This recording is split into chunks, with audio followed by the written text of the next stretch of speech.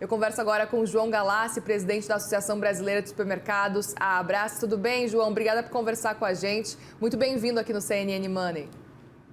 Eu que agradeço. Tudo bem, Muriel? Tudo bem Tudo a bem. todos que estão nos assistindo?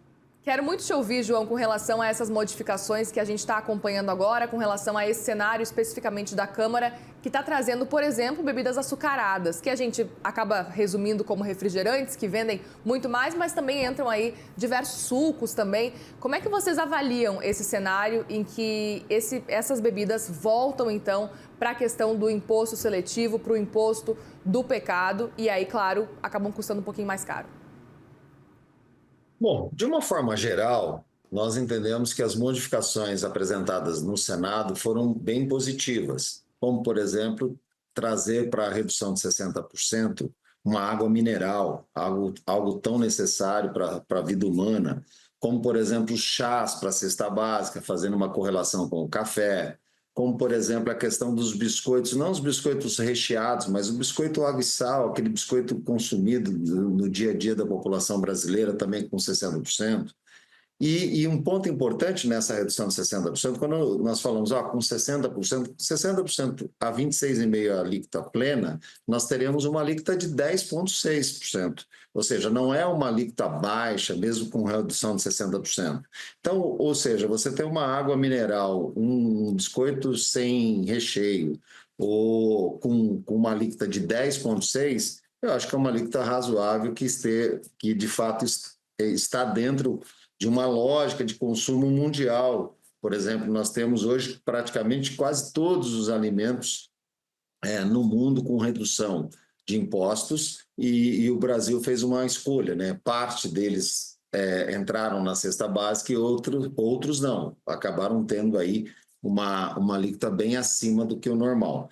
Agora, com relação aos refrigerantes, eu acho assim, o Senado teve eu assisti toda a apresentação do Senado, e no Senado eu ouvi argumentos muito interessantes na defesa da retirada do imposto seletivo sobre os sucos açucarados ou os refrigerantes, porque nós temos ali uma alíquota já de 26,5%, que basicamente já é uma alíquota punitiva para um produto de consumo de larga escala da população brasileira. Por outro lado, você já tem açúcar na cesta básica. Por outro lado, você já tem inúmeros outros produtos que utilizam açúcar. Então, virou uma penalização para a pessoa da tubaína, a pessoa do suco, enfim, me parece que o Senado teve uma posição bem coerente retirando o imposto seletivo das bebidas açucaradas.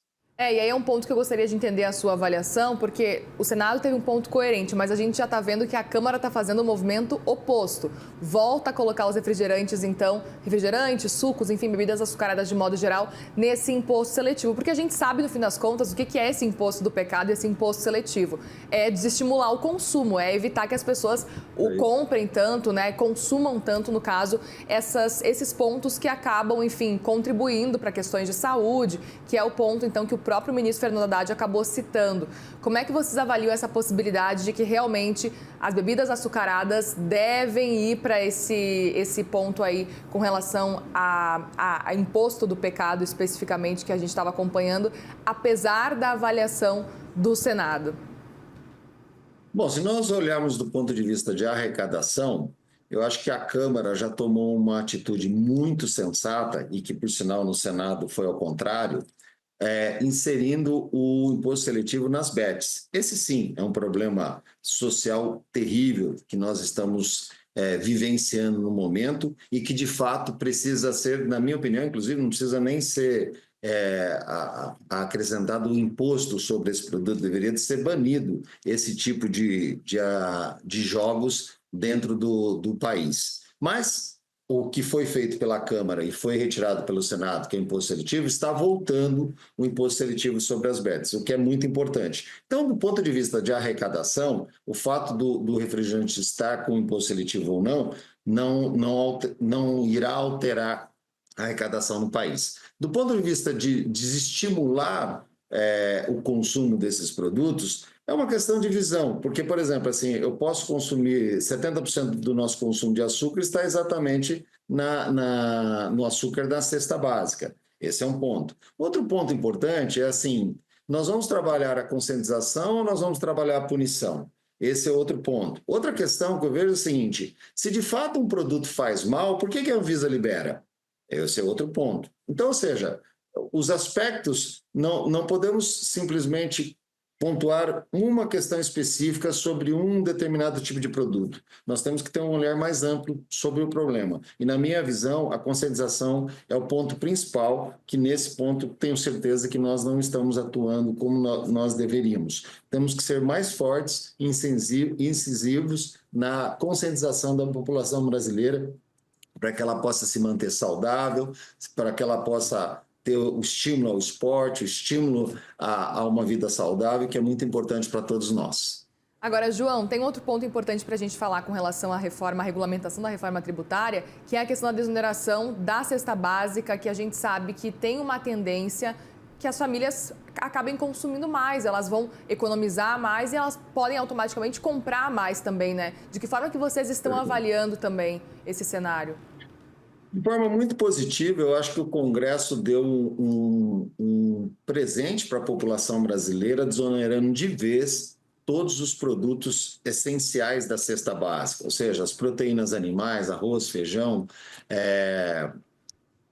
os produtos do hortifruti, ovos, enfim, nós temos uma gama de produtos ali importantíssimos, produtos que realmente vão vão ampliar o poder de compra do consumidor e a Câmara e o Senado estão dando um exemplo para o mundo, reduzindo de vez ou eliminando de vez os impostos sobre a cesta básica. É uma notícia espetacular dessa reforma tributária e que nós sempre apoiamos e defendemos. Ou seja, hoje o Brasil terá uma cesta básica nacional de alimentos isenta de impostos. Isso é muito importante para a população brasileira e tenho certeza que isso vai refletir no impacto nos preços dos produtos quando a reforma tributária foi implantada. Principalmente, inclusive, nós fizemos um grande estudo no país, em todos os estados, principalmente nos estados do Norte e do Nordeste, que são hoje os estados com maior carga tributária sobre a cesta básica do país. Perfeito. A gente acompanhou, inclusive, os posicionamentos que vocês divulgaram ao longo aí dessas discussões de reforma tributária, mesmo antes da regulamentação, quando o texto ainda estava avançando, e vocês se diziam contrários à questão específica da cesta básica ampla, né? Uma cesta básica estendida. Queria entender um pouco mais sobre o posicionamento de vocês com relação a esse cenário e também o próprio sistema cashback, que aparentemente também a Abras seria contrário. Eu queria entender um pouco o motivo para que a gente consiga entender o posicionamento de vocês. Perfeito, bem lembrado, hein? Vocês estão acompanhando bem. Bacana. Bom, primeiro que quando nós aprovamos a proposta, quando a Câmara aprovou a cesta básica, foi criada a Cesta Básica Nacional de Alimentos, uma proposta introduzida ali no relatório do Aguinaldo Ribeiro, que tinha por objetivo exatamente trazer ali um benefício aos consumidores, reduzindo os impostos sobre os produtos básicos. E, em paralelo, nós tínhamos ali também alimentos com 60% de desconto, ou seja, alimentos para consumo com 60% de desconto. Então, você tinha uma cesta básica isenta e alimentos para consumo com 60% de desconto. Quando foi para o Senado, o senador Eduardo Braga resolveu criar um outro nome para esse alimentos para consumo 60%. Ou seja, ele manteve alimentos para consumo humano com 60% e criou um novo texto chamando de cesta básica estendida. Então, ou seja, na verdade ali era uma válvula de escape para nós trazermos produtos que deveriam ser isentos para serem tributados com 10%, 12%, como de fato está acontecendo hoje com alguns produtos.